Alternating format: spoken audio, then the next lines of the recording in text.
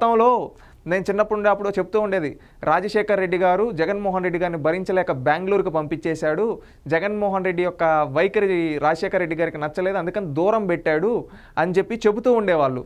ఎందుకు పెట్టాడా అని ఆలోచిస్తే ఈరోజు షర్మిల గారు అన్న మాట వింటే జగన్మోహన్ రెడ్డి గారి మనస్తత్వం ఎలా ఉందో ఈరోజు క్లారిటీగా తెలుస్తూ ఉంది.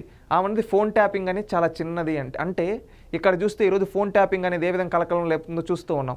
ఆ ఫోన్ ట్యాపింగ్లో కూడా సాక్షాత్తు జగన్మోహన్ రెడ్డి గారు ఉన్నారని చెప్పి వాళ్ళ సొంత చెల్లెలు షర్మిల గారు అంటున్నారు. ఫోన్ లిక్కర్ కేసులో జగన్మోహన్ రెడ్డి గారు అంటారు.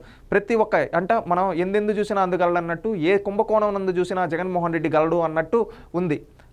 ఏది చూసినా కానీ జగన్మోహన్ రెడ్డి ఇక్కడ ఇది ఇంకొకటి మహిళల్ని తన సొంత చెల్లిని విధంగా ఏంటంటే గతంలో సునీత గారిని కూడా క్యారెక్టర్ అసాసినేషన్ చేశాడు మా అన్న జగన్మోహన్ రెడ్డి అని చెప్పి చాలాసార్లు సునీత గారు కూడా చెప్పారు.